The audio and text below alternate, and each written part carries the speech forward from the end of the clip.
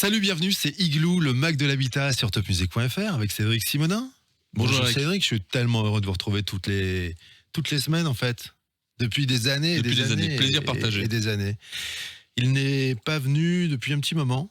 2 ans. Donc, c'est pas la première fois qu'il vient, si je dis ça. C'est Maxime Langlais. Bonjour Maxime. Bonjour messieurs. Vous êtes toujours DG d'Octave. Et oui, avec un K. Avec un K, Octave, c'est la plateforme régionale pour la rénovation énergétique des propriétaires. Et avec vous aujourd'hui, on va parler de rénovation et des aides qui évoluent, notamment autour de la prime Rénov', Cédric. Oui, on va parler d'anciens. Pas de vous, Eric. Vraiment, on est toujours sur le logement. L'État donne des coups de pouce pour aider à la rénovation des bâtiments. Et il y a une prime qui s'appelle la prime Rénov' et qui est en train d'évoluer. Et je voulais que l'on en parle, avec Maxime Langlais. Ma prime Rénov', tout le monde ne connaît pas. Est-ce que vous pouvez nous donner une petite définition de ce que c'est ? Alors c'est très simple. Ma prime Rénov', c'est une aide de l'État dédiée à la rénovation énergétique des bâtiments. Alors ça va de l'accompagnement des systèmes de chauffage jusqu'à l'accompagnement pour les rénovations les plus globales.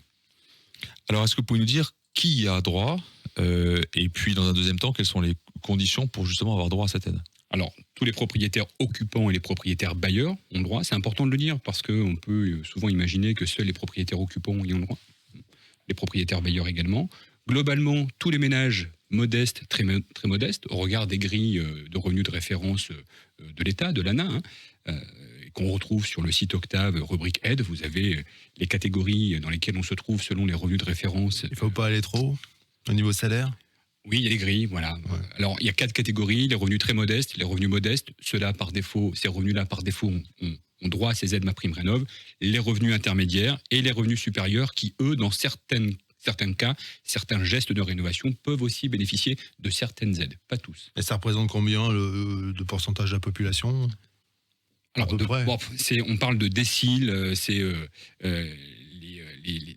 les 9e et 10e déciles sont les revenus les plus supérieurs. Alors, 80% de la population se trouve entre les revenus très modestes et intermédiaires, à mon avis. Okay. Donc 80% de la population. Globalement, 100% de la population a le droit à ma prime Rénov'. Et pour les revenus les plus élevés, sous certaines conditions. Voilà, c'est ce qu'il faut retenir. Ça vaut le coup, quel que soit son revenu, de regarder quelles sont les aides auxquelles on est éligible. Oui, bien sûr, parce que parfois il y a des gens qui disent tiens, à mon avis, je gagne un peu trop et j'ai pas le droit.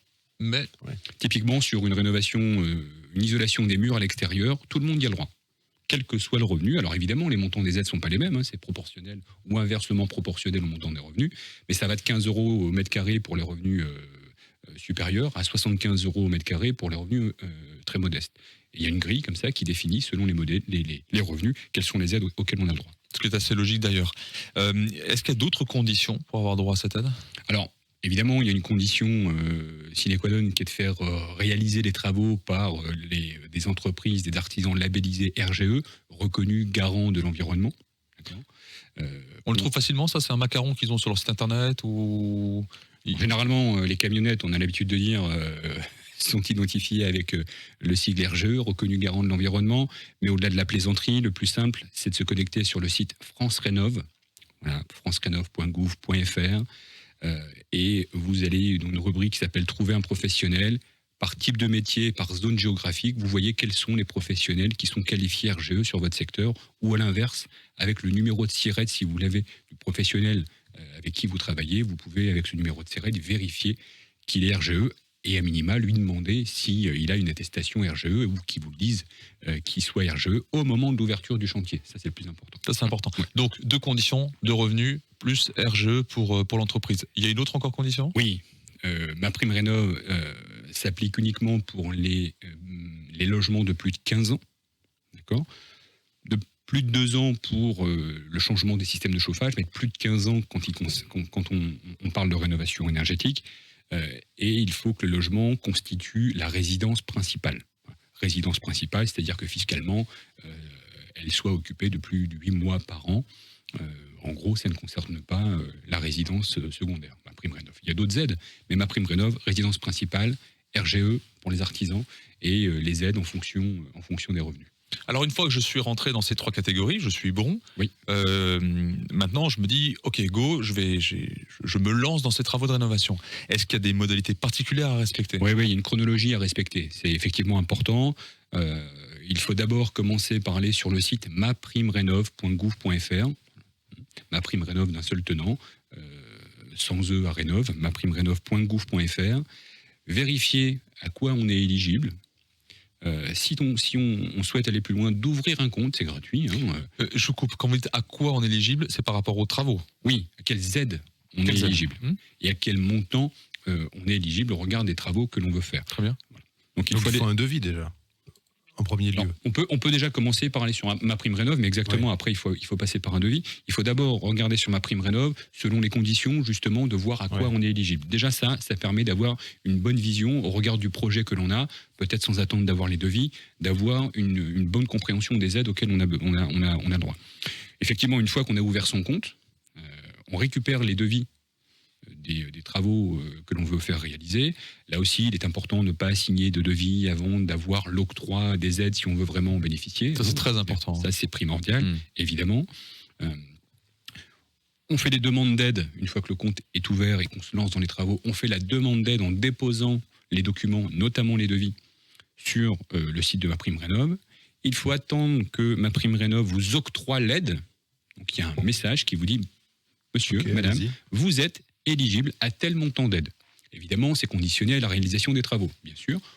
On réalise les travaux, on dépose les factures sur le site, et puis après, MaPrimeRénov' règle, dépose, verse les aides relatives aux travaux. Ça a l'air simple. Alors, ça a l'air très très simple. J'ai deux questions.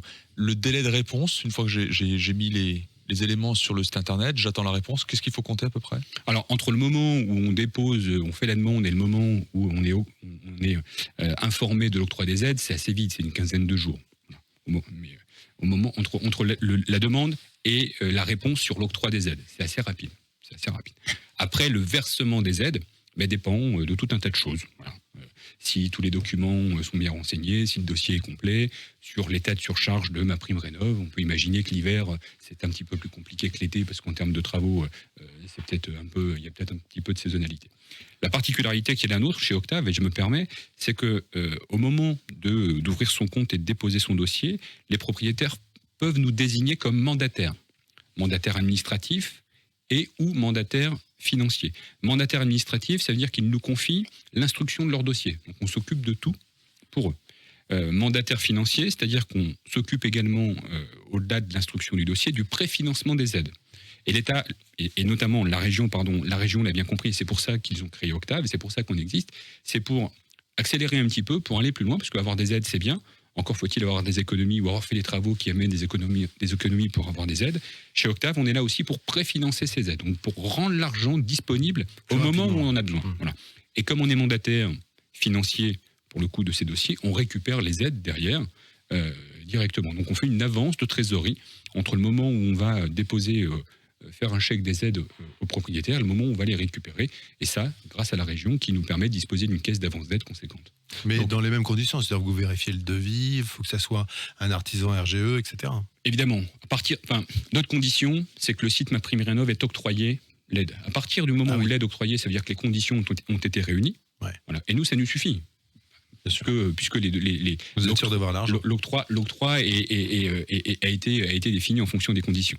Et on est d'accord, il n'y a jamais la possibilité de faire toucher directement l'entreprise, cette prime auprès de l'entreprise. C'est ou moi ou un mandataire, mais pas directement l'entreprise. Non, l'aide, elle est destinée au propriétaire qui réalise les travaux. Soit il en bénéficie directement s'il fait tout seul sa demande et s'il s'occupe tout seul de ses aides, soit il passe par un mandataire financier comme les Octave. Et alors à ce moment-là, par le biais du préfinancement, on récupère les aides une fois que les travaux sont terminés en ayant préalablement verser l'argent au propriétaire.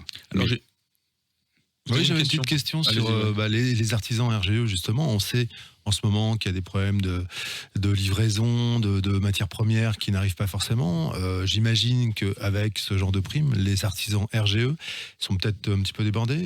C'est le cas Je crois que les artisans n'ont pas attendu d'avoir MaPrimeRénov' pour être débordés. La reprise post-Covid nous a montré... mais là, on est obligé de prendre un RGE, donc... Alors, oui, mais globalement, les artisans un peu sérieux, dès lors qu'ils font des travaux sur la rénovation énergétique, un plombier, un menuisier, un artisan qui fait de l'isolation, Assez classiquement, il est RGE, parce que les aides, avant de s'appeler MaPrimeRénov', s'appelait le crédit d'impôt pour la transition énergétique, le CITE, il fallait également être RGE.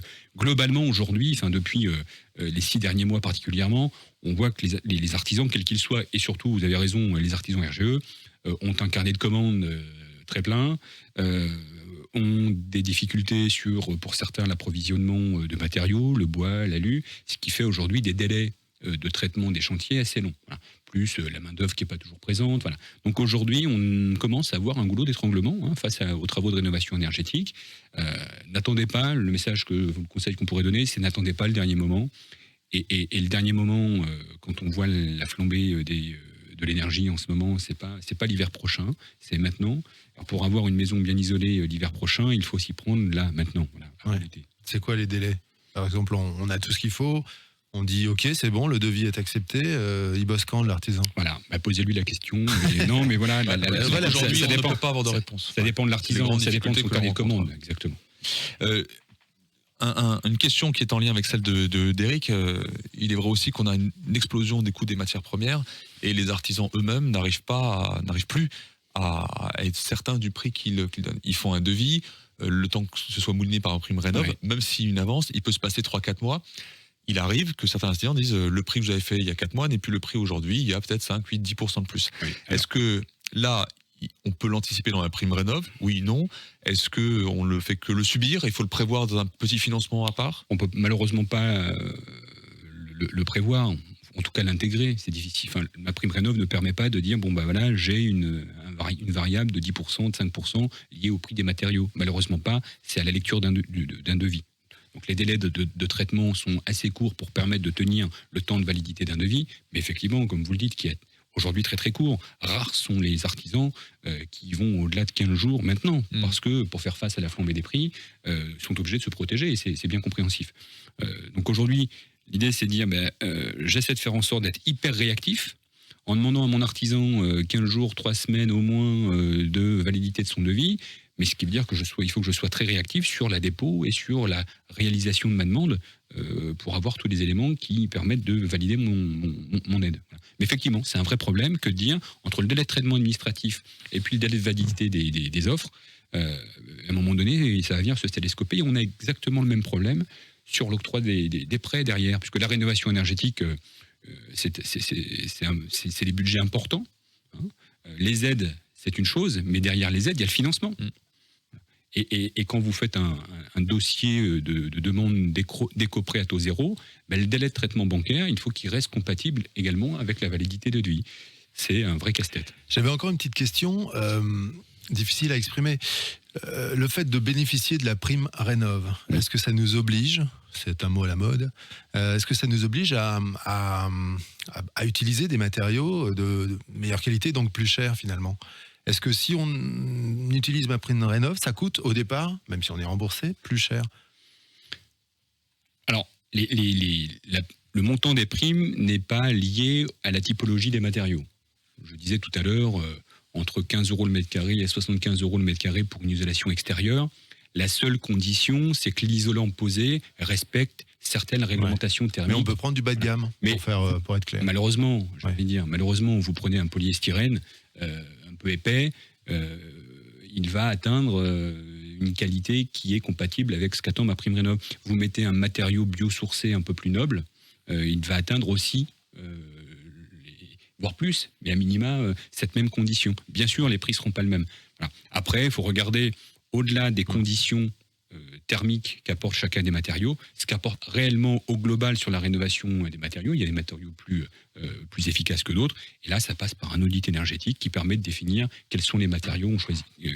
Pour ne pas avoir de problème avec le lobby des polystyrènes, c'est pas un moins bon produit, mais il est issu de l'industrie du pétrole, donc... Oui, mais bon, on avait désigné personne. Non, mais c'était pour l'exemple. Merci en tout cas Maxime Langlais. Mais plaisir. Merci Cédric Simonin. Cette émission et toutes les autres sont sur le Facebook Igloo On Air, sur la plateforme, les plateformes de podcast, le site de Trianon Résidence, la chaîne YouTube et puis bien sûr topmusic.fr où nous sommes en ce moment pour Igloo, le Mac de l'habitat. On se retrouve très vite. À bientôt. Salut. Merci messieurs, à bientôt.